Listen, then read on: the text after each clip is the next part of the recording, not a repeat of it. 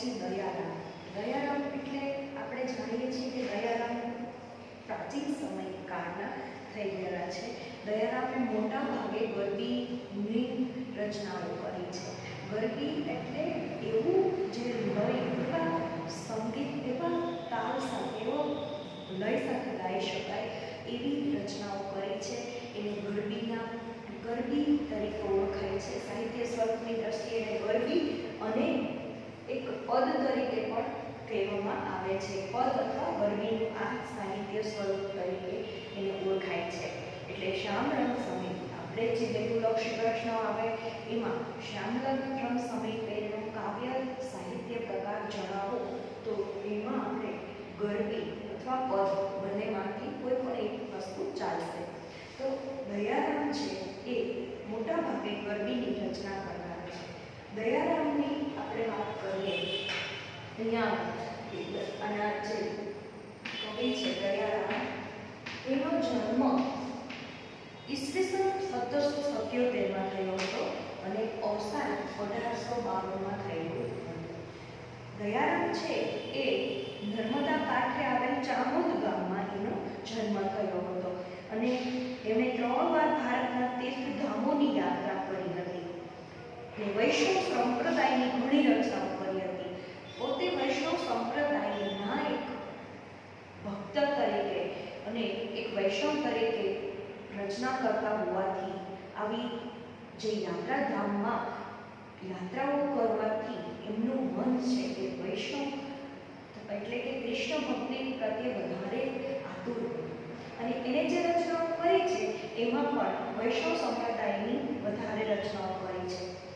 આ ભક્ત કવિએ લખેલી કૃષ્ણ લીલાની જે ગરબી છે એ ગુજરાતી સાહિત્યમાં અજોડ છે. અજોડ એટલે કેવું કે જેવું બીજું કોઈ સાહિત્ય પ્રકાર તમને જડી ન શકે, એવું મળે નહીં, એવું પ્રાપ્ત થયું નથી, થશે નહીં, એવી વાત અહીંયા કરી છે કે ગુજરાતી સાહિત્યમાં એ અજોડ સાહિત્ય પ્રકારની આ ગરબીઓ જે છે એ રચના હવે કોઈ કરી ન શકે. એટલું સરસ સંપ્રદાય છે, એનું જે સાહિત્ય છે એ જોવા મળે છે. એમની ગરબીઓમાં ભાવની મધુરતા છે. એ જે ભાવથી, જે લયથી, જે લાગણીથી, જે પ્રેમથી ગરબીઓ રચના કરી છે એમાં એક આપણને એક પ્રકારની મધુરતા, મીઠાશ જોવા મળે છે. એને અભિવ્યક્તિ કરતી ભાષા રસસભર અને મીઠી છે. એની ભાષા કેવી છે? રસસભર, આપણને તરબોળ કરી દે, મીઠી છે. એટલે અહીંયા આગળ એ દયારામની ખૂબી છે. ઢાળની વિવિધતા આ ગરબીઓ ખૂબ લોકપ્રિય બની છે. એ રાગમાં ગાઈ શકાય એવી રીતે આ ગરબીઓની રચનાઓ કરી છે. ગરબીઓ ઉપરાંત એમણે કેટલાક આખ્યાનો અને ભક્તિનો બોધ આપતા પદો પણ લખ્યા છે. એને ગરબીઓની સાથે સાથે થોડા આખ્યાનો અને એવા ભક્તિના બોધ આપતા પદો પણ રચના કરી છે. સુકુમાર ભાવો, લય, વૈવિધ્ય, ચરિત્ર, ચિત્રાત્મક અને નાદ માધુર્ય એમની કવિતાની વિશેષતા છે.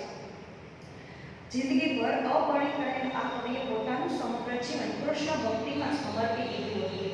પોતે લગ્ન ન કરીને જિંદગીભર જેટલો સમય પણ એણે વિતાવ્યો એટલો સમય કૃષ્ણમાં લય થઈને કૃષ્ણ ભક્તિમાં એને સમર્પી દીધું, એટલે કે અર્પણ કરી દીધું. અને એના સમગ્ર જીવન દરમિયાન આવા પદોની, આવા ગરબીઓની રચનાઓ કરી અને ગુજરાતી સાહિત્યને એક અનેરું પ્રદાન કર્યું. આ જે છે શ્યામરંગ સમિતિ, એની જો છણાવટ કરીએ તો શ્યામરંગ સમિતિ એ ગરબી સંજ્ઞાથી ઓળખાતા ઘણા પદોમાં કૃષ્ણ અને ગોપીના મધુર સંવાદ દ્વારા પ્રેમ ભક્તિનું નિરૂપણ થાય છે. એટલે કે આપણે જાણીએ છીએ કે જે કૃષ્ણ ભક્તિમાં લીન અને કૃષ્ણ ભક્તિ પ્રત્યે ખૂબ આતુર એવા આ જે દયારામે રચનાઓ કરી છે એમાં કૃષ્ણ અને રાધા એટલે કે રાધા કૃષ્ણની જે ગોપી અને કૃષ્ણની, રાધા સાથે ગોપીઓ જે હતી, કૃષ્ણ સાથે જે ગોપીઓ હતી, એ ગોપીઓ અને કૃષ્ણમાં ઘણી બધી એને એવા પદોની રચનાઓ કરી છે કે એનો જે પ્રેમ છે, એની લાગણી છે એ પણ અહીંયા વ્યક્ત કરતા હોય છે. આ ગરબીમાં કવિએ કૃષ્ણ પ્રત્યેના ગોપીના પ્રેમ ભાવને કૃત્રિમ રોશની વાણીમાં વ્યક્ત કર્યો છે. હવે આ જે ગરબી છે કૃષ્ણની અનુલક્ષીને શ્યામરંગ સમિતિ એ પણ એક કૃષ્ણના ભાવથી, એની ભક્તિમાં રચેલું, એટલે કે ગોપીઓ જે નિર્ણય કરે છે, કૃત્રિમ નિર્ણય,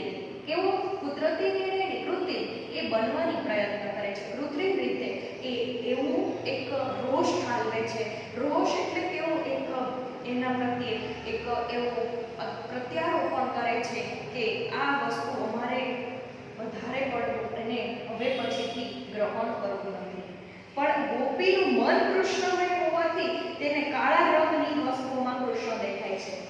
ગોપીઓનું મન છે એ કૃષ્ણમય બની ગયું છે, જેથી કરીને દરેક કૃષ્ણ કાળા છે એટલે એને દરેક કાળી વસ્તુમાં પણ કૃષ્ણ નજરે ચડે છે.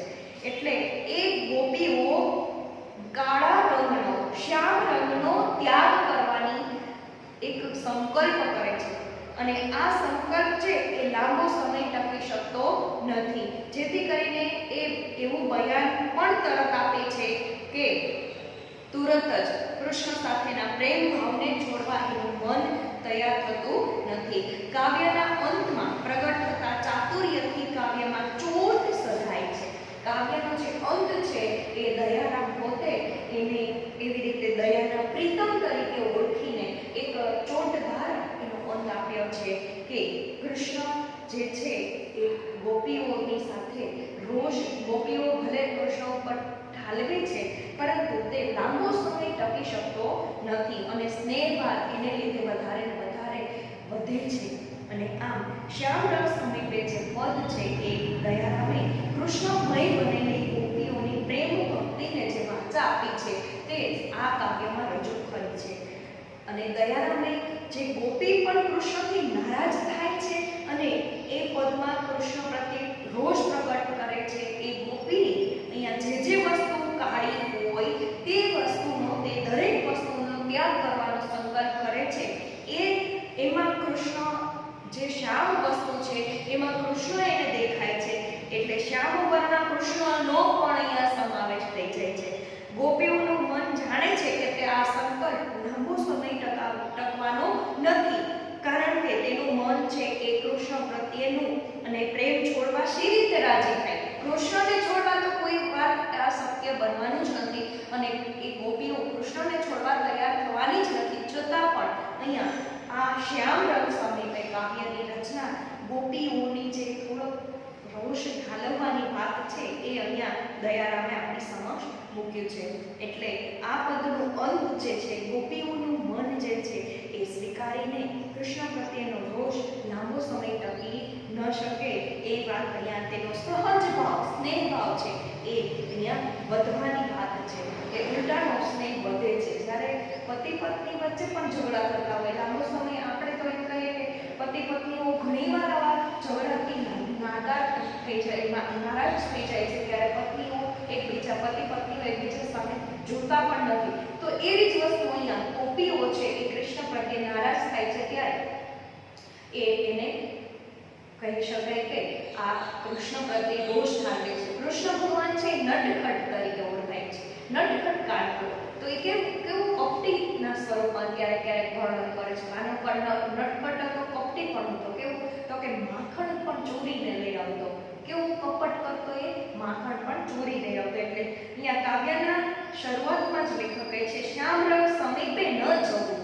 શ્યામ રંગ, કાળા રંગ, સમીપે એટલે નજીક, ન જવું એટલે જવું નહીં. મારે આજ થકી શ્યામ રંગ સમીપે ન જવું.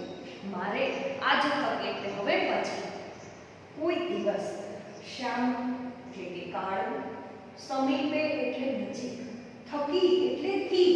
અહીંયા પાંચમી વિભક્તિ દર્શાવે છે થકી એટલે થી. આજથી શ્યામ રંગ સમીપ એટલે કાળા રંગની નજીક જવું નથી. જેમાં કાળાશ છે તે જેમાં કાળાશ તે તો સૌ એક સરખું, સર્વમાં કપટ હશે એવું મારે આજ શ્યામ રંગ સમીપ ન જવું. અહીંયા કવિ કહે છે કે ગોપીઓ એવું વિચારે છે કે જેમાં કાળાશ તે તો સૌ એક સરખું, કપટ જેમાં કાળાશ તે તો સૌ એક સરખું, સર્વમાં કપટ હશે. સર્વમાં એટલે બધામાં, કપટ એટલે છળ, પ્રપંચ. કેવી રીતે તો કહે છે કાનો છે કપટ, કપટી તરીકે પણ ઓળખાય છે. મહાભારતમાં આપણે દરેક પ્રસંગમાં જાણીએ છીએ, જોઈએ છીએ કે જ્યારે પાંડવો અને કૌરવોની વાત આવે ત્યારે પાંડવોને એ જીતાડવા માટે થઈને ગમે તેટલા કપટ કરવા પડે તો એ તૈયાર હતા અને પાંડવોના પક્ષમાં જ એ નિર્ણય લેતા હતા. તો એક પ્રકારનું કપટ. આપણે અત્યારે કૃષ્ણ સિરિયલ, જે રાધા કૃષ્ણ સિરિયલ જોઈએ છે એમાં પણ ઘણી વખત આપણને આ વસ્તુ જોવા મળે છે.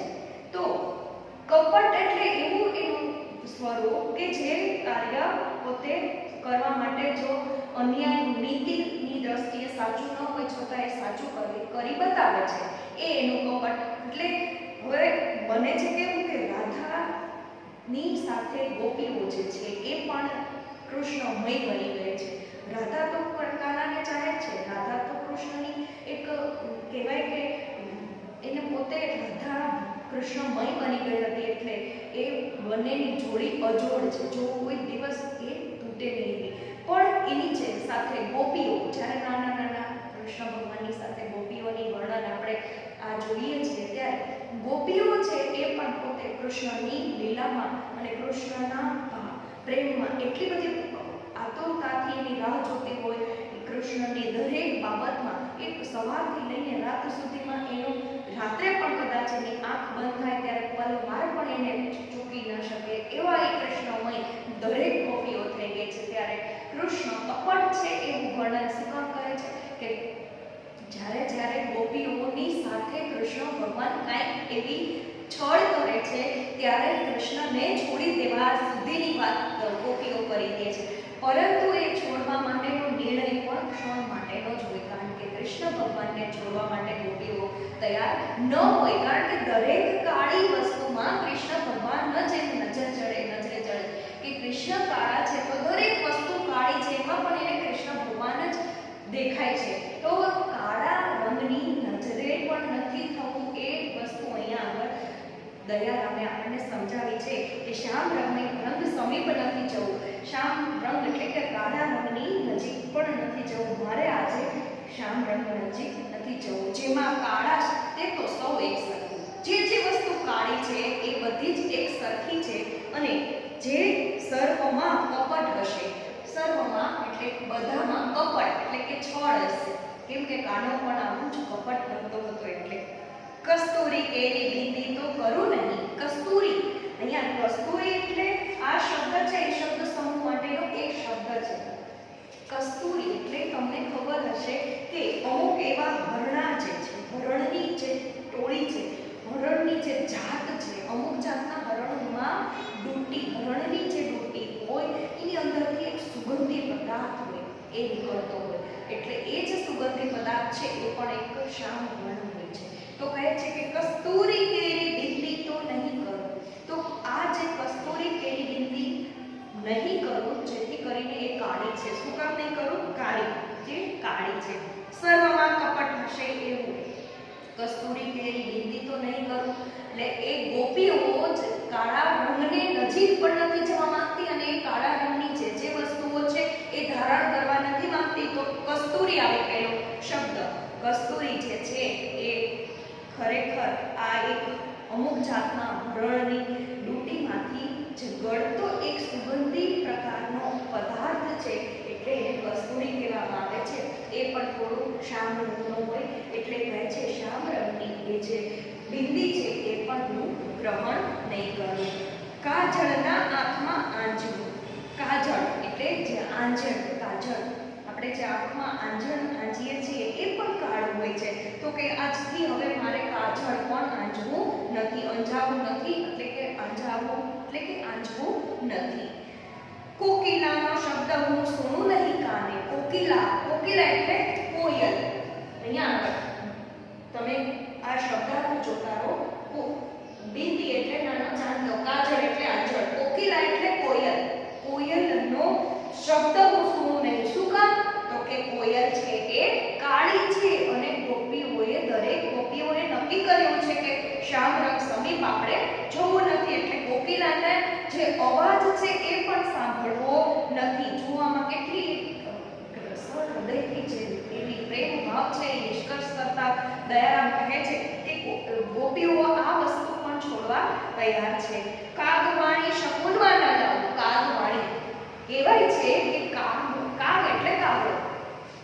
કાગવાણી એટલે કાગડાની જે વાણી છે, કા કા કા અવાજ છે એ પણ હું ન શકુન માનું. કાગડો બોલે એટલે શકુન ગણાય, શુકન ગણાય. તો કહેવાય છે પહેલાના સમયમાં લોકો એવું કહેતા હતા કે કાગડો બોલે એટલે મહેમાન આવે, કાગડો બોલે એટલે સારું થાય, કાંઈ પણ હોય તો આવું શુકનમાં મનાતું હતું. પરંતુ અમે એ શકુનમાં નહીં લાવીએ, કાગડા વાણીને પણ શકુનમાં નહીં લાવીએ એમ કહે છે ગોપીઓ. એટલે કહે છે શ્યામ રંગ સમીપ ન જવું, આ જ થકી શ્યામ રંગ સમીપ ન જવું. નીલાંબર કાળી કંચુકી ના પહેરું, નીલાંબર. હવે નીલાંબર એ પણ અહીંયા શબ્દ સમૂહ માટેનો એક શબ્દ છે. નીલાંબર એટલે અહીંયા આગળ કહી શકાય કે નીલા રંગનું વસ્ત્ર. નીલા એટલે શ્યામ રંગનું જે વસ્ત્ર છે, આ નીલા રંગનું વસ્ત્ર પણ હવે હું પહેરું નહીં. કંચુકી ના પહેરું, કંચુકી એટલે નીલા રંગનું વસ્ત્ર અને કંચુકી એટલે કાંચી, કંખો, જે કંખા કહી શકાય. એ કંખા ટાઈપનું જે આવે છે ઉપર પહેરણ આવે છે એ પણ હું નહીં પહેરું. જમનાના નીરમાના નાવ રે આજ શામની સમીપ ન જાઓ. નીલાંબર એટલે કાળી જે કાળા કલરનું જે વસ્ત્ર છે એ પણ નહીં ધારણ કરું અને જમનાના નીરમાં ન જાઉં. જમનાનું નીર જે છે એ કાળું કહેવાય છે, એટલે કહે છે કે જમનાના નીરમાં પણ હું નાઈશ નહીં, કારણ કે કાળું કહેવાય છે. મરકત મણીને મેઘ દ્રષ્ટે ના જોવા. મરકત મણી એટલે કહે છે, મરકત મણી એટલે નીલા રંગનો જે મણી, જે હીરો છે એ પણ એક શબ્દ સમૂહ માટે એક શબ્દ છે મરકત મણી. તો એ નીલા રંગનો જે મણી છે પણ ન ધારણ કરું. આપણે જ્યોતિષની દ્રષ્ટિએ જોઈએ તો ઘણા બધા લોકો એની વીંટીઓ પહેરતા હોય છે, મણી એ હીરાની. તો આવ્યા રંગની મણી જે ધારણ કરવાનું પણ મારે નથી. દરેક ગોપીઓ વિચારે છે, કારણ કે એ શ્યામ રંગની મણીઓ પણ એની સામું પણ ન જોવું. જાંબુ વત્યા ના ખાવ. અહીંયા જાંબુ અને વંત્યા, જાંબુ એટલે કાળા જાંબુ જે છે એ વાત છે કે વંત્યાંક એટલે રીંગણ, જે રેંગણ કહેવાય, એટલે એ પણ કાળા છે. તો જાંબુ અને રીંગણ પણ ખાવાની વાત પણ એક બાજુ છોડી દે છે, ખાવું પણ નથી, કારણ કે ગોપીઓ એક નિયમ લે છે અને આ નિયમ જે છે, આ વ્રત છે એ કેવો છે તો કે શ્યામ રંગ સમીપે ન જવાનું, શ્યામ રંગની નજીક પણ ન જવાનું. તો કેવી શ્યામ રંગની નજીક નહીં જવાનું તો કે કસ્તુરી કેરી બિંદી નહીં કરવું, એટલે કે એ પણ શ્યામ રંગની, કાજળ આંખમાં નહીં આંચવું કારણ કે એ પણ કાળું હોય. કોકિલનો કંઠ નહીં સૂણવું, એટલે કે કોકિલ એટલે કોયલ છે એ પણ કાળી છે, એટલે એને પણ સાંભળી જ નહીં. એને કાકવાની શકુનમાં ગણાય છે, એ પણ નહીં અમે શકુન પણ નહીં ગણીએ. ત્યાર પછી નીલાંબર કાળી કંચુકી એટલે કે નીલાંબરમાં નીલા રંગનું જે કંઈ ધારણ કરવાનું વસ્ત્ર છે એ પણ પોતે નહીં પહેરે. જમુનાના નીરમાં, જમુનાનું નીર છે એ પણ કાળું છે, એટલે નીરમાં નાઈશે પણ નહીં. નાવાની વાત, પહેરવાની વાત, જોવાની વાત, આંજવાની વાત, સાંભળવાની વાત, દરેક વસ્તુનો ત્યાગ કરે છે. એ વસ્તુ તો ઠીક, પરંતુ અહીંયા આગળ એ કહે છે મરકત મણીને મેઘ દ્રષ્ટે ના જોવા. મરકત મણી એટલે લીલા રંગનો મણી જે છે એને મેઘ દ્રષ્ટે એટલે કે મેઘ કાળા થઈ ગયેલા વાદળા છે એ સામો અમારે જોવું પણ નથી. એટલે અહીંયા જાંબુ વંત્યાંક, જાંબુને અને રીંગણાનો કલર કાળો છે, વંત્યાંક એટલે રીંગણ, તો એ ખાવું પણ નથી, જોવું નથી, ખાવું નથી, સ્પર્શ નથી કરવું. શું કામ તો કે કૃષ્ણ ભગવાન પ્રત્યે ગોપીઓ નારાજ છે, એટલે આવો નિયમ લે છે. દયાના પ્રીતમ સાથે મુખે નીમ લીધો. દયારામ જે છે એ પોતે પોતાના પ્રીતમ તરીકે ઓળખાવે છે કૃષ્ણ ભગવાનને, અને ગોપી તરીકે પોતે દયાના પ્રીતમ એટલે કે ખૂબ જ એવા પ્રિય એવા મારા કૃષ્ણ ભગવાન, એટલે કહે છે કે મેં આવો ગોપીઓના મુખે નીમ લીધો. નીમ એટલે નિયમ લીધો છે, વ્રત લીધું છે. મને કહે છે પલક ના નિભાવ. પલક એટલે ક્ષણ, એક પળ, નિભાવો એટલે ચલાવી લેવું, પાડવું. એક પલ પણ નિભાવી ન શકું મારા કૃષ્ણ વગર, તો આવો નિયમ મેં લીધો છે.